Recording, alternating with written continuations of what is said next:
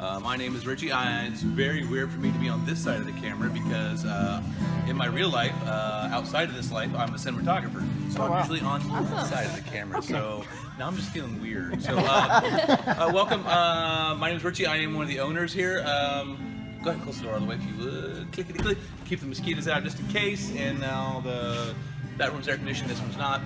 So I've been brewing for about 25 years. My dad taught me to brew. All right, let's bring it on in. Bring it on in. Big tour. Just close the door when you're done. Excellent, excellent. Close the door, All right, it's getting on. So, welcome. My name's Richie. I am one of the owners and the head brewer here at Dead Lizard. My dad taught me to brew. His dad taught him to brew. So I guess de facto that makes me third generation brewer. First and foremost, don't touch anything when we're out here. This is an active facility, and I don't know what may have something on it, or chemicals, and or sometimes it's sharp. Don't break anything, don't burn yourselves, that kind of fun stuff. So, disclaimer, there I said it. We are Dead Lizard is a 10-barrel brew house. 10 barrels means that we brew 310 gallons at a time. A barrel is 31 gallons. You do the multiplication, and you end up with 310 in a 10 barrel, right? So. I've been brewing for about 25 years. My dad taught me to brew a while back, and about 5 years ago, longer than that, he started a hops farm. And so it's one of those things that, you know, maybe we should look into a business. My wife is a lawyer and an accountant, and we kind of got together and said, well, you know, maybe we should start a business. And then we started the hop farm, blah, blah, this and that. Next thing you know, we come to a brewery, and it seems like a perfect match for us. So, we started looking into starting a brewery. So you notice we're in an industrial area. Most breweries, if you leave the Orlando area and go around the country, you will find breweries tucked back away in places like this because I have giant tanks and I need a lot of space. And then the cost of having a place like this next to an Applebee's is a little expensive, right? So you're gonna find us tucked back in industrial areas, and that's very, very common for breweries to be that way. So, water is the first ingredient in beer, and it's the most important one. So let's go take a look at our water system.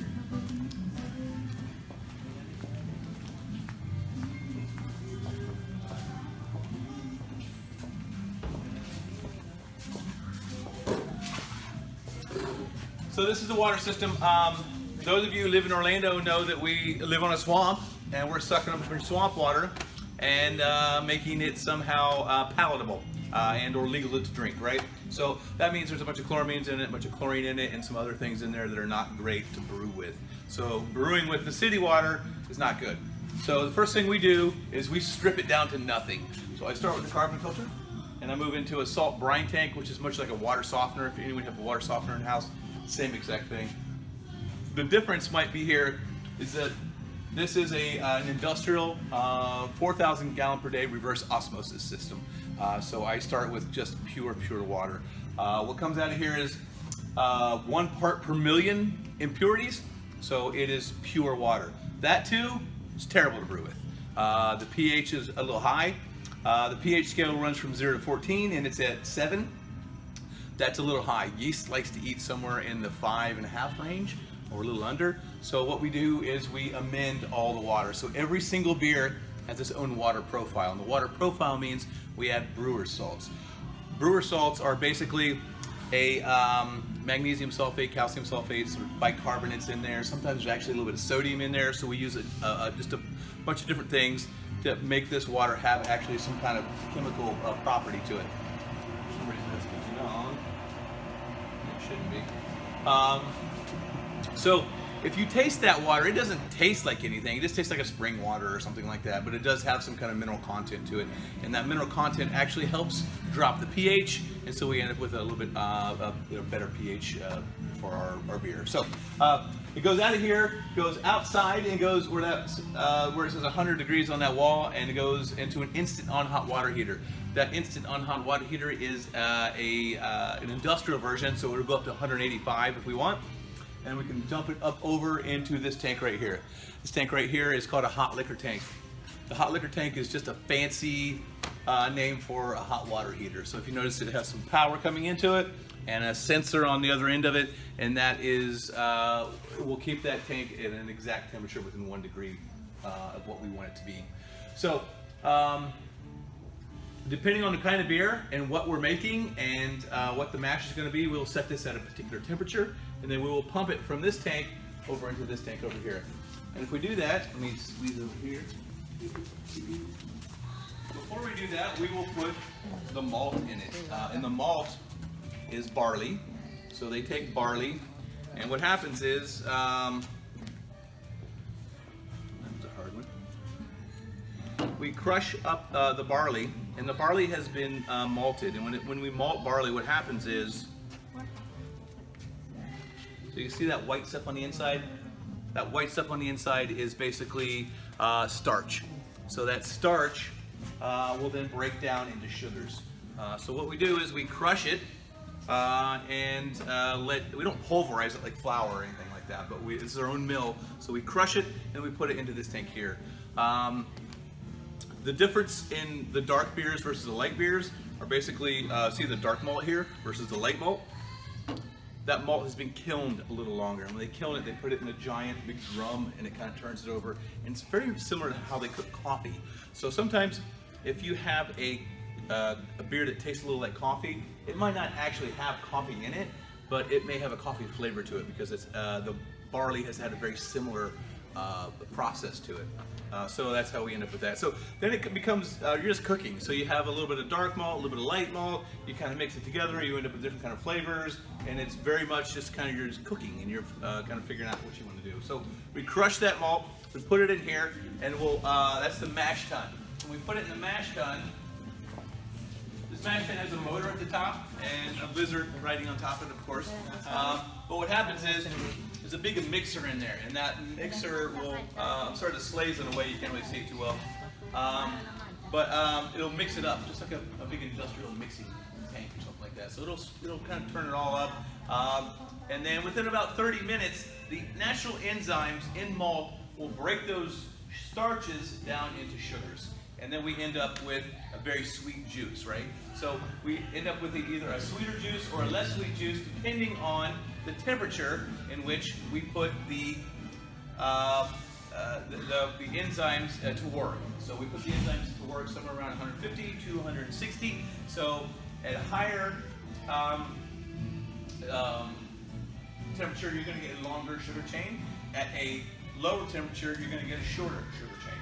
So if you have a shorter sugar chain, when the yeast goes to eat that, you're going to end up eating a little less, or you're going to end up a little less sugar there. So on a longer sugar chain, when the yeast eats a couple bites off of it, you're going to end up with a little bit sweeter beer right there. So let's come around over this way again.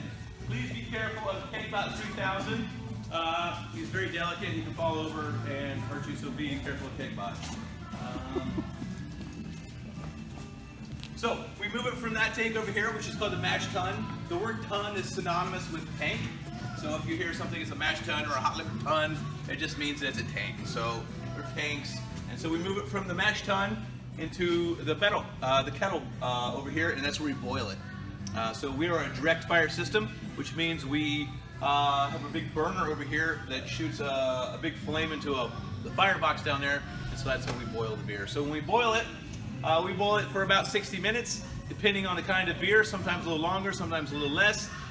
The longer you boil hops, the more bitter it gets. The less time you boil hops, the more up into the high palate and the nose it gets. So you end up with a little more of a floral notes. Some of those hops or some of those beers that are just like, oh, that's very floral, but not too bitter. So that's how the hops kind of works a little bit like that. So then we press it from here. We cool it off through a chiller and push it over into these 5 tanks, or one of these 5 tanks over here. These tanks over here are called conicals or fermenters, and what happens is we add yeast at the top. So we'll open one of those tanks up and we'll put the wort that we've created here, that we've added the flavors to, push it over here, add the yeast, now it's beer. And it becomes, the yeast starts to eat. There's all the sugars we built over here, we cleaned up in here, made sure there's no extra bacteria or anything like that, and we push it into one of these tanks, and like I said, we ferment it. It'll ferment in there between 7 days and 7 weeks. So depending on the kind of beer. The darker, more meaty beers might sit in there a little longer because we add different flavors to them, and it takes longer for them to diffuse.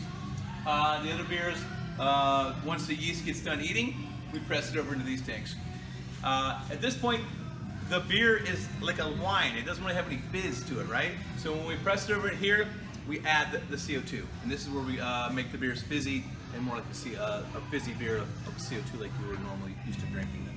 So one of the great things is when you come to a microbrewery, right here's where we keg. I don't take this out into the backyard and let it sit in a truck or get into the sun or anything like that. So the beer sits just for a few minutes onto one of the pallet, and we move it directly into this over here. So the beer is as fresh as it can be.